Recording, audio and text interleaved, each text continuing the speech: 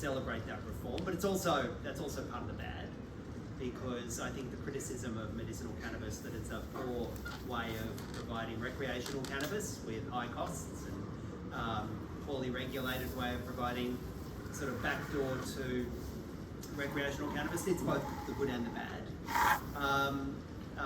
As people may know, we brought a bill federally, which we brought onto a vote last year to create a national market to regulate cannabis, and I've got to, I think that is far and away the best outcome, a national market to regulate cannabis. And like literally the debate in Parliament could have happened from Labor and the Coalition. It could have been the same talking points from 1983. 1974. Yeah, well maybe not. Well, the 70s were a bit more sort of, you know, it was a little bit more tie-dyed in 74 than the debate in 1983. And that was pretty extraordinary. The fact that they got away with the same talking points from 1983, given what's happened in the rest of the world.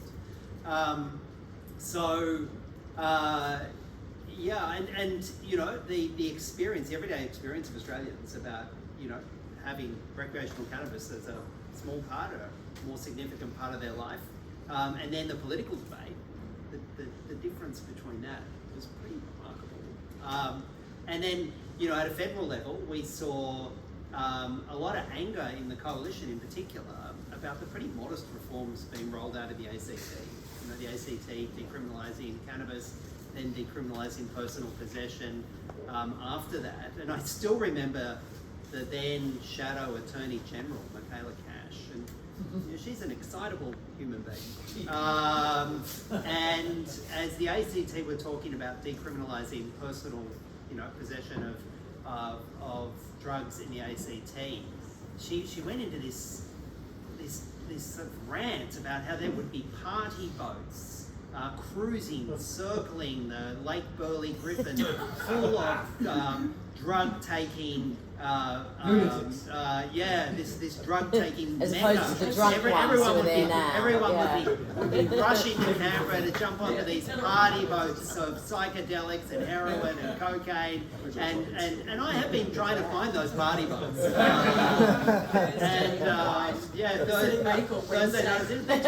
And you know, we'll see if we can hook you up, despite all the David. promise, they have not happened, the party boats. And again, it shows just how out of touch the debate was. So, I think realising that the kind of traditional engagement in politics is not going to break that, I think. And I do think some of the discussions about mass protests, movements, building social movements, obviously that's critical if we want to get any of those timeframes for legalising cannabis. And we're committed to being part of social movements for legalising cannabis. And yeah, I think we shouldn't reject some of the models that have been used to sort of break through in North America or in Europe. But I would like us to see, when we're talking about legalising cannabis, not going down a hyper-commercialised model and actually working out how we can create local jobs, local industry, a unique product that also, you know, meets some of the social concerns about a well-regulated market. So I think the hyper-commercialised approach that we see in Canada and the US, I think we should be coming up with really creative, positive alternatives to that. Do you think that Australia is a country that's very good at agriculture? You could frame the discussion using the word agriculture rather than business sector? I'm told it grows like a weed, right? Yeah. And but like we have amazing opportunities to actually have distinct regional production centres. You know, the north coast of New South Wales would be ideal for a sort of significant domestic cannabis industry. We already see that in Tasmania, the growing conditions, particularly on the eastern side of Tasmania, are incredibly useful for cannabis. Like, we have an enormous potential to grow low impact, organic, distinct cannabis industry here that can then be used to, you know, if we do engage in international trade, to have a distinctly Australian market. And you know, it's a big world out there to sell to. Brian, I'll go to you next. You're over there in Western Australia. You're back in the house. You've been through like David, you presented some legislation, got shot down. What are your good, bad, and uglies? Well, okay, we all know what the good is, and you've probably all been following what we've been doing in the various parliaments. Speak a bit louder, please, Ryan. Okay, you're aware of what we've been doing. I'm going to have a bit of a spray in general at politics, because I thought when I went into politics that it was to help the people, to serve the people. And I've just got a sore tongue just now from biting my tongue over the last 4 weeks, because we've been debating the artificial reproductive technology and surrogacy in the upper house of review. And I've had to listen to people who are supremely unqualified, debating the actual construct of an embryo and what gametes are, and because what we're dealing with is not actually the science, we're dealing with the prejudices and the false information of people who've got not the slightest interest in real medicine and healing, but they're putting forward their own particular prejudices that you shouldn't have sex with someone who's not your partner, and these things, that God didn't intend you to have children, therefore we're not going to have any of this. Now, I'm not saying that, of course. They're couching it in different languages, questioning clause by bloody clause. And you're listening to the stupidity, and I don't deal with stupidity well as a politician. It's very hard. Now, that, you see, let's put that into the context of cannabis and other drugs. Because we've got people there who are following 90, 100 years of prejudice. They actually believe the prejudice. But when you show the science, they are supremely capable of misinterpreting, misunderstanding, or simply not wanting to understand what the facts actually are. And they're leading us, creating laws which we've now got to abide by. And we've got a population which is seeing this. 80% in WA are thinking this is crap. We should just decriminalise at least. How is the population responding to the politicians leading them down a dark path into untruth, unscience? And so that's a basic problem we've got. It's actually a political problem. How do we lead the population well? Because I don't know what your experience is, but I think the last 30 years, the legislation we've seen has not actually helped the people at all. It's been pretty good for the industrialists. We've managed to reduce the Environmental Protection Agency quite successfully. We've managed to remove 70% of our vegetation in Western Australia, and no one's questioned that. We've managed to encourage criminality throughout the whole of society. We've now had the police being congratulating themselves because the crime in Kaminara has returned to normal, which is an atrocious state. And we think it's a good, and the public listens, and then they ask what the score of the game was yesterday. So that we're dealing here with the ugly is, we're dealing with a population uninformed, unwilling to be informed, misled by the bread and games of the politicians, led by politicians who don't actually know what they're talking about, but firmly believe they're telling the truth. So that's a problem. It's ugly. It's desperately ugly. You live in a petro state, though. It literally is a petro state. I've really got to learn more Arabic. Yeah. No, the good and what's actually happening, there is a change happening. Bit by bit, the work that we're doing across the states, and I have to thank my Greens colleagues here, although I hate them privately. No, they're doing a fantastic job of working with us together and actually educating, and this is our task. The educating is actually happening. The public is understanding the concerns about the stupidity of calling cannabis causing more psychosis than alcohol or tobacco is beginning to be felt. The fact that we're seeing people responding to the medical cannabis, and that grandma is actually much better quality of life because of taking this dangerous drug. And maybe we ought to reconsider that. So the more grandmas and granddads taking this, the more the children are going to say, hang about, whoa. So we're seeing a bit of an enlightenment happening in the people. This is very, very good. Which is why I suggested that the medical cannabis should lead the way, because it's happening now. And bit by bit, we're seeing that. And the good, I think, also is, what we're seeing is that, what I'm seeing in Western Australia is that my colleagues across the aisle, I'm in the crossbench of course, the colleagues across the aisles are actually saying to me privately that they're agreeing with what we're saying, they're following, they're accepting it, just don't dare say so publicly yet. And that will come. I'm very convinced that will come. We have to keep pushing, we have to keep working hard, and we're not going to stop, are we? So I see that happening. So while it's very ugly out there, I do see change happening. So Kate, that leads on to you perfectly, because you've just had some ugly that is the exact opposite of Brian's last few words there. Well, yes, because I'm in New South Wales, so it's very ugly. If we're talking about politics and drug law reform, you've also got me, we've sat all this week until 10 p.m. and last Thursday till 5:30 a.m. So you've got me in a kind of rather, it's not negative, but it's not as hopeful as I sometimes can be on this stuff. Ugly is exactly what describes the Vince government's approach at this point. It is incredibly disappointing that there were so many people, and probably some people in this room, that put so much hope into getting some indication of shifting on something substantial in relation to the way in which drugs are policed, regulated. Labor talked up a big game, obviously, in opposition in terms of the drug summit. Every time they were asked about anything in terms of their drug policy, they said, it's okay, we're going to put it to a drug summit. We'll get all of the experts in the room. We'll let them decide, and then we'll look at those recommendations. Very similar to what Bob Podcast did, obviously, in 1999. So everybody waited.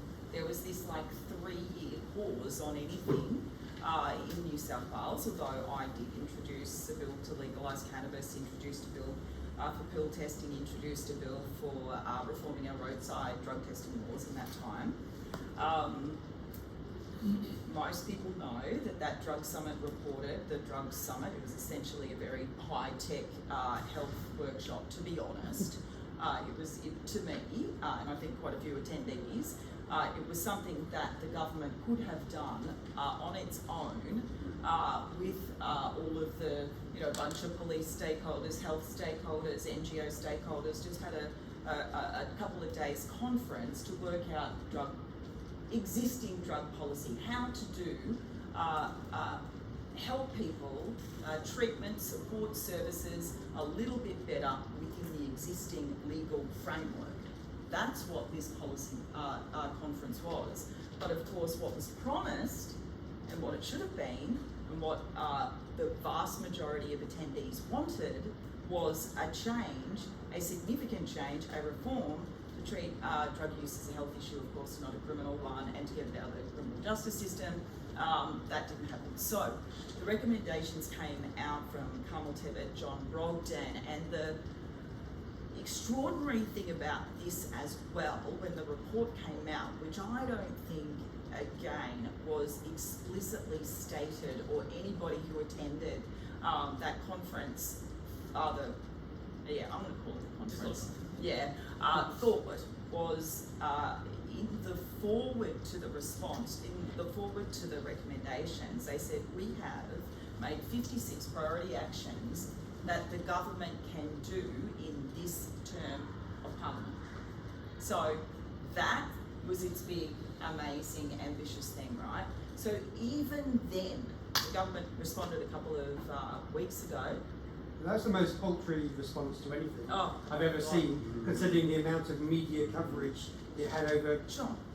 They're going to do an alcohol and other drug strategy. Give them, some.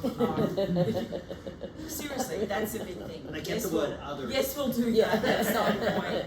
Noted a bunch of other things. Ruled out getting rid of sniffer dog strip searching.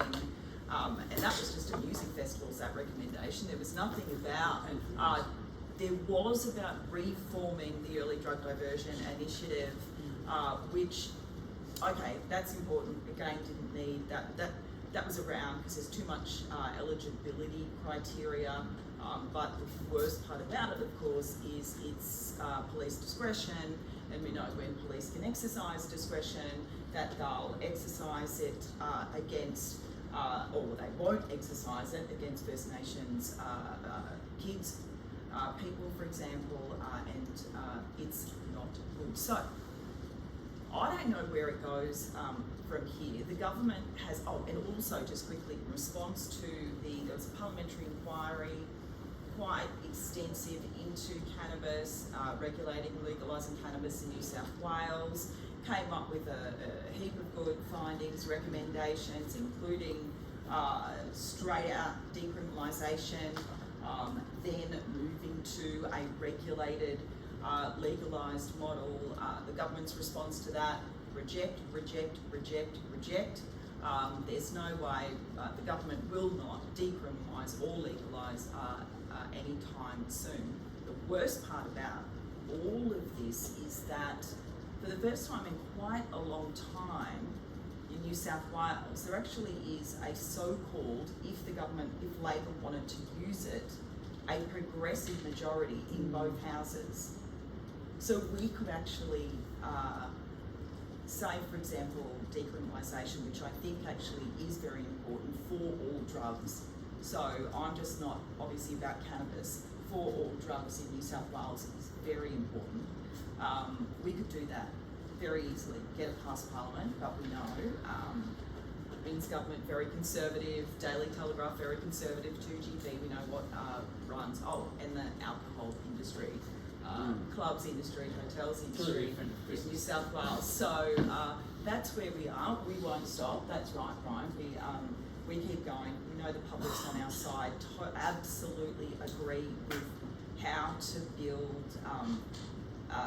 more of a mass movement on this issue, because the public is behind us and there just kind of isn't one at this point. I'll leave it there. And then I had to bring in a lawyer, so I've got Daniel, who's basically the only law firm in Australia that's created itself specifically to work within cannabis. So as a lawyer, watching what's happened in politics over, let's say, 10, 15 years, and working within an industry, but I presume also wanting to see sort of more forward thinking in Canberra and in the States. What are your thoughts on the good, bad, and ugly? It's very interesting.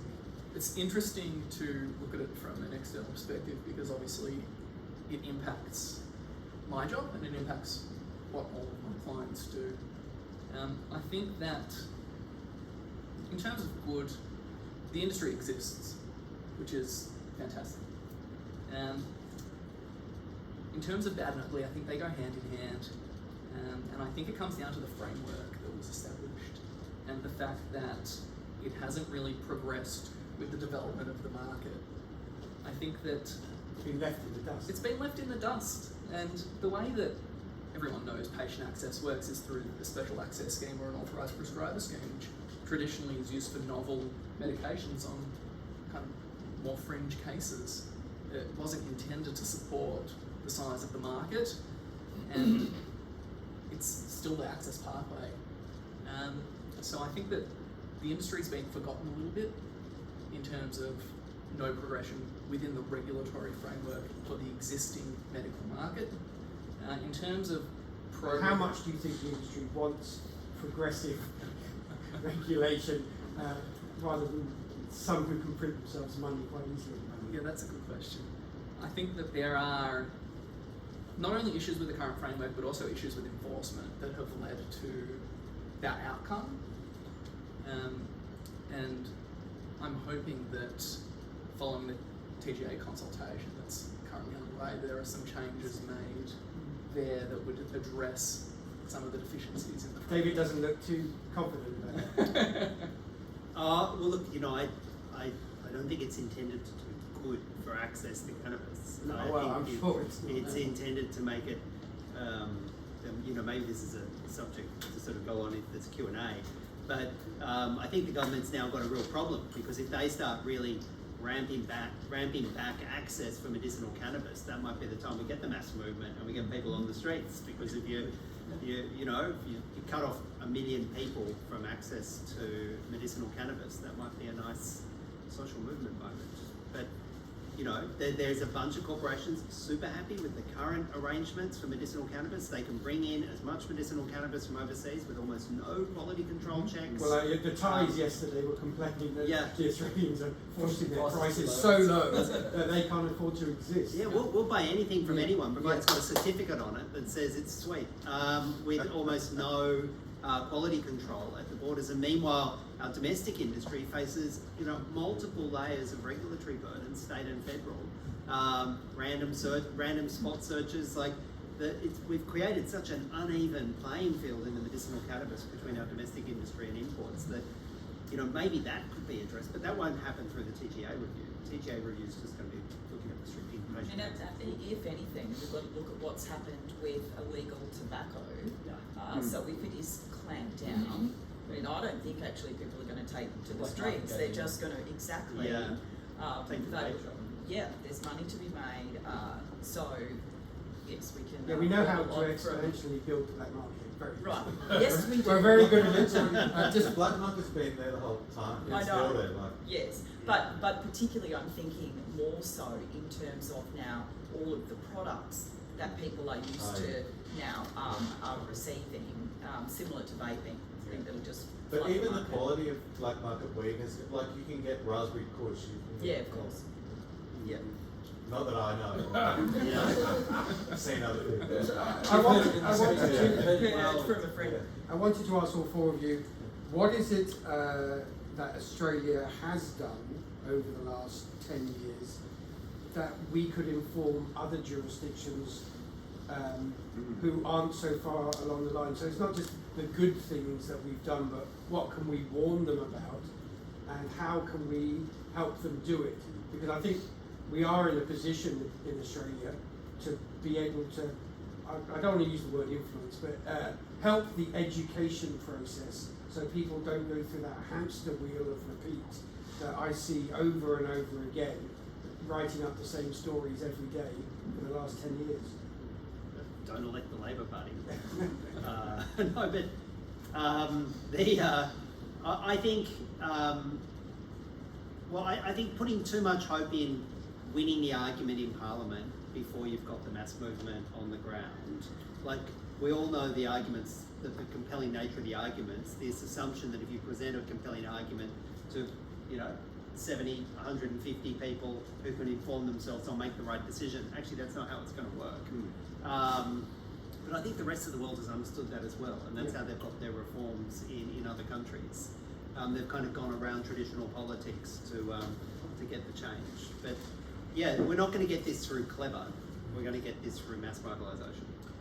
At the very moment, we have got, at all parts of our society, through all states, we have got a planned harm caused to the people. For example, we've had 9,000 deaths due to alcohol since 2021. We've had a $75 billion Australian loss annually to alcohol seen and unseen. We can do the same thing with tobacco itself and the illicit market. We can do the same thing with the costs lost to our community with the crime, for example, people untreated, the children being brought up in a way which is beyond primitive. And what are the global costs to our society? And if we then frame the discussion as we can do, I think, in Australia, what are the savings when we actually have a sensible drug policy, when we've medicalised rather than criminalised, when we've allowed grow, we have got some of the best growing conditions. I'll put a plug in for southwest of WA. I'm a voter for Nimbin Blue, but anyhow. Different flavours, different people. They're just next to the wineries, though. I thought you were a friend of the hunter, actually. True, it's a post-coal industry. But we've got here the makings here of a wonderful industry. The ADF currently is using hemp and carbon fibre to make bullet and bomb-proof coverings for the motor. So we could actually be looking after our ADF personnel in difficult areas by keeping them safe with hemp, which is being banned just now because they're frightened of THC, which has killed 0 people, as against the deaths due to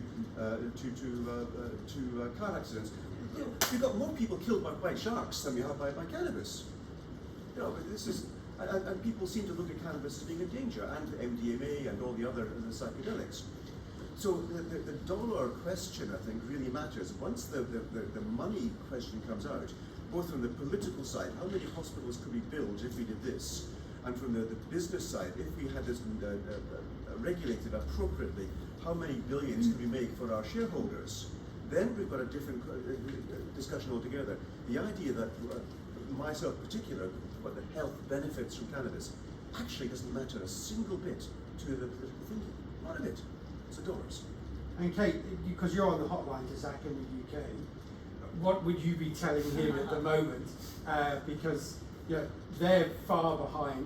Although there was a parliamentary inquiry with some quite reasonably sensible suggestions the other day, but he's pushing the same line and being not surprisingly successful with it with a certain demographic in the UK. But we've had more experience here in Australia than actually going through the motions and dealing with it, haven't we? What would you say to him?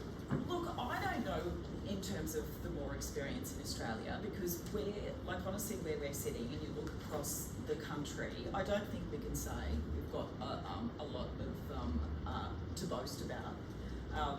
What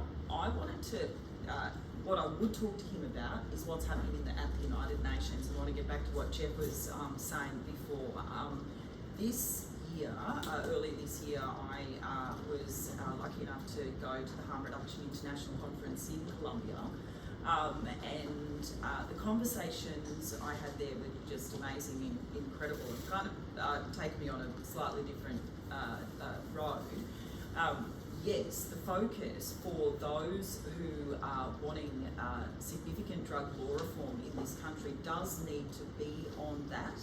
And I was so, I couldn't believe that the first time I heard about this Colombian resolution that literally is going to request that the entire framework of the war on drugs essentially is reviewed over the next 2 years. And the civil society here in Australia who are advocating for drug law reform, some of which who were actually at that NDC, what is it? I always get the, the Conference on Narcotic Control, whatever it is. INCB. Thank you. There were Australian NGOs there, but I hadn't, as somebody who's very active in this space, heard anything about that until I got to Colombia. That is incredibly important. Colombia moved that for a reason. The three, it was Argentina, Russia and the US who voted against that resolution. Everybody else voted for it, which is amazing. So there's an expert panel that has been set up that Jeff may know that they're accepting submissions at some point, but I hadn't heard that was going to be open for submissions. They're reviewing it and assessing it at the next Vienna in April, and then in 2027 is crunch time in April. So the reason I'm saying that is we in Australia are very, very removed from what goes on, like at the global level in terms of drug policy, even though here in Sydney, for example, we know that we are very important in terms of global drug trade, and the Colombians were very, very interested in talking with me because of how important Australia and Sydney is to that global drug supply. I met with the Minister for Justice, for example. So I just wanted to throw that, and I would speak to Zach about that in terms of parliamentarians, like the parliamentarian, who we've got advocating at the global level largely is former pollies, we know that. Helen Clark, Jeff Gallop, Bob Carr, and others. It's time, I think, we had current parliamentarians. I've met people in Colombia who are keen as well to start advocating for. Can you imagine if that relaxes, or if there's criticism? I've got to know where it goes, but we should start getting engaged. This is why I've chosen South Africa, because hidden in there, there's exactly the same types of people at the top of government, but there's people in there who really, and their conversation is far more sophisticated Yes, it than is. they like to believe it is. Yeah. And so it's these countries, Colombia, South Africa, Thailand, who I think can really be important in leading the change at the UN. Yes, exactly. So if we, for example, talk about a regulated market, like I've publicly talked about a regulated cocaine market before, supply, we have to be talking to Colombia. Like, we can't just say, oh, this is a good idea, let's look at that. Because, and Colombia's the same. They're talking about it.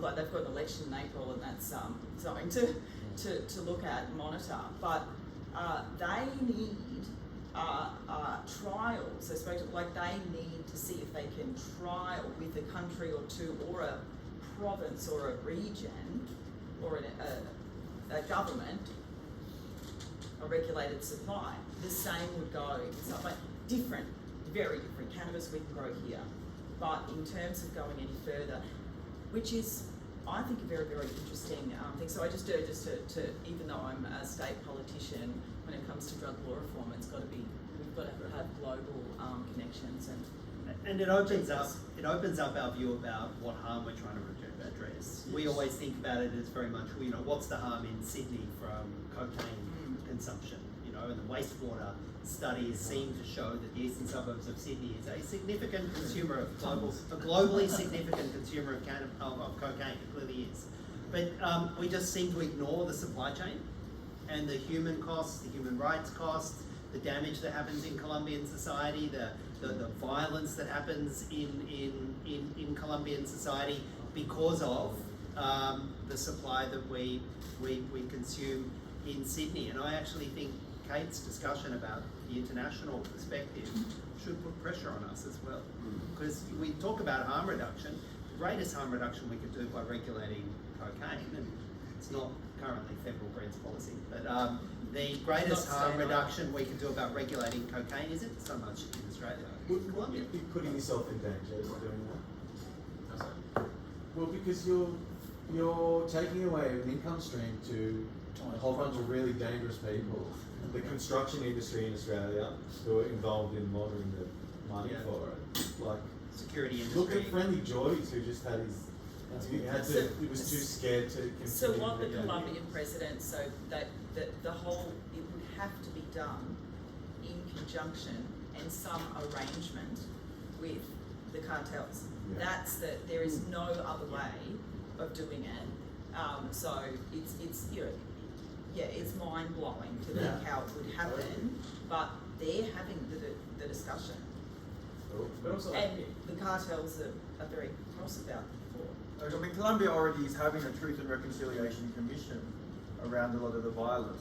They're not talking about the drug wars, but they're talking about paramilitaries. The violence was funded by the drug wars. There would need to be some sort of Truth and Reconciliation Commission in Colombia, similar to South Africa after apartheid, where you have to basically forgive everything they've done, and you have to take responsibility and say, you know, we created this system.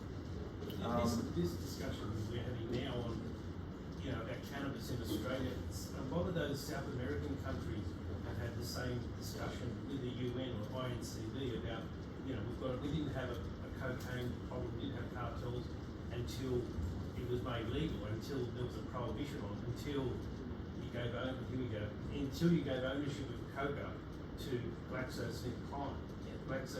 Colombia's an important country, and they always do stick their hand up at the UN level, at the INCB, because they have so much growing there. That's where the 400 legal coca growers are in the world who supply Glaxo. Cocaine is a very important drug for medical purposes, a whole bunch of reasons. But yeah, what usually happens over the decades, every time Colombia does something like this, you know, we've got to do something. You know, or they'll say the last one, Bolivia, they made a really good effort. They wanted to leave the UN, rejoin in 12 months with reservation. America steps in, talks them around, gives them $100 million to fight drug eradication and stuff. Colombia has been feeding off that extra money from the UN for a long time. They've built up a whole indoor greenhouse situation. They supply, like, we all get flowers, cut flowers from the Netherlands. Colombia supplies all of the very good cut flowers, all from money that the US has given them to stop people from going to coca. So there's a lot of complications around it.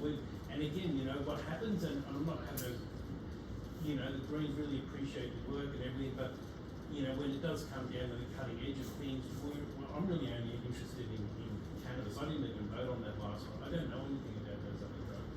And when we've got such a movement now around medical cannabis and cannabis per se, that yeah, at times if the Greens are asked something about from a journo, oh, you want to do this and this with cannabis, and then other drugs, and then you get asked something specific, we kind of lose. So can I just very quickly on that, just one thing in relation to that, what the other push at the international level, which you are no doubt aware of, is the push for the legalisation of the coca leaf. So that is similar in terms of cannabis, in terms of medicinal qualities, and the indigenous peoples obviously have been using it for a long time. They're trying to do that, which I think is important, interesting, worth supporting, and is similar, I think. I know what you're saying in terms of opening everything up, but the coca leaf, yeah, so that's just worth knowing. But it does raise one of the discussions earlier about should we fight for decriminalisation because of the massive harm reductions that happen in decriminalisation, knowing it might take some of the wind out of the sails for the extreme aggressive policing against cannabis. I think this is a kind of ethical discussion that we should all be having, because, you know, the sheer amount of damage that happens against largely poor people in this country, First Nations people, because of the criminalisation of personal possession of drugs is obscene. And that's you know, do we really want to hold back that? And I think it's hold back that or not lean into that because we think that damage is politically useful. I think that's a really hard ethical call. Ethical law. Daniel, I just want to, before we run over too much time, what are your thoughts about what we can we teach anybody else anything from your experiences, you know, working with law? I think the answer is yes, and I think that a lot of what I would suggest actually comes from the shortfalls in our current system. And this may be an unpopular opinion, but I think before we push for legalisation on a recreational level, we need to address the deficiencies in the medical system, because that would set the groundwork for a more robust recreational system. I think that there are some, and I can touch on them if it's of any interest to anyone, but I think we have issues with quality control enforcement in Australia. I think we have issues with the breadth of label claim variation in Australia, which drastically can differ, you know, batch to batch. And then I think we have an educational issue where, along with everybody else. well, that's right. So what I would suggest is to look at the problems we have in our system, address them to make it a more robust system with better quality controls that gives more confidence in the medicine itself and the way that it's managed and prescribed. And then maybe once we fix our own issues, we can give advice as to what other people should be doing. Brian, you had something else you wanted to say? Yes, I think as Kate was saying, taking part in these international conferences, I think as Australians is really good, because then we're playing our role on the international stage. I was actually in Washington in March of this year at the Global Cannabis Regulatory Summit, which was really, really good, by the way, and I had expected to see you there, actually, but maybe next time. I just meant to come up, well, it's going to Colombia. The thing with this is that this was actually started by the potential investors who'd sponsored the whole thing, with actually the help of the Is that the one in DC, was it? yes, but it also that was supported by members from both houses of the Capitol. It was really, really good, because what we then had was a solid conversation on the whole topic of the regulation, and it's going to carry on because the investors want to have a solid groundwork, a framework that they can invest in the business to make profits, and they can't do that as long as we've got these piecemeal regulations all over the world, none of which are really actually doing any good. So let's get across the board improvement in the regulation. Now that, I think, once we've got that sorted, and I think when business is coming on with lots of money to be made, I do see changes will happen. we've now got the benefits to the people who are seeing that the quality of life is improved with this new medicine, not new medicine, it's old medicine, but now new. That can then be spread into the other areas, in particular with the PTSD treatment as well, all these things. And we're now getting these dominoes falling because it's got to be led by the people who are going to make the money from it. This is the fact of life. We can theorize about the benefits to society in a whole different number of ways. If they're not making money, it's not going to happen. And so well, as long as the people making money in a fairly pleasant way, because that seems to be the issue at the moment. There's a lot of people making a lot of money, and not just here, everywhere, in a not particularly pleasant way. I mean, there are other examples though. So Malta very, specifically and deliberately honoured a non-profit scheme. So, I'm cautious about that it has to be driven. I mean, it can be. It certainly is one way to do it, but I don't. It's definitely there's not people the only making money way. in Malta. I can guarantee you. We've got Australian companies over there now supplying the nurturing companies over there. They're really But altruistically, if we do get the way of doing things now without profit or people before profit, we could do that. That'd be fantastic. But the bottom line is that we've really got to get this moving in a way which actually makes sense to those who are actually going to benefit from it. That we could, if it's going to happen without the idea of the big business getting involved, absolutely fantastic. But as we're so disparate, we're not coming together to form a body worldwide, or indeed in Australia, as all the people involved are all cutting up into small pieces. That way we're not going to stand together as a strong party of people. I'm not talking about the parties, but about the party of people who are going to stand here for what is right for Australians. And as long as we're split and diversified opinions and easily controlled by the central governments, then we're not going to get any progress. And so when that happens, then we can say, right, altruistically we can do this. But in the meantime, those who are with the money behind them are going to be the ones driving it. Once that happens, that domino falls, I think then we can expand it to the personal. Now, I'd love to carry this on, but we're already running over time. We've only got 10 minutes for coffee before the next. Oh, God, more than that. So let's take a break. Thank you, all four of you, for contributing. I'd love to have you. We're going to try and do this next year and have some online discussions. I really want to. This is just the shortest introduction to the conversation that I want to have. Thanks, Sean. Great. Thank you very much.